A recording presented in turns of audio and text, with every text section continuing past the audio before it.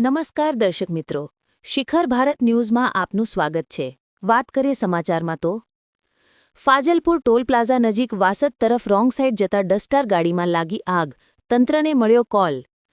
સદનસીબે કોઈપણ પ્રકારની જાનહાનિ થઈ નથી।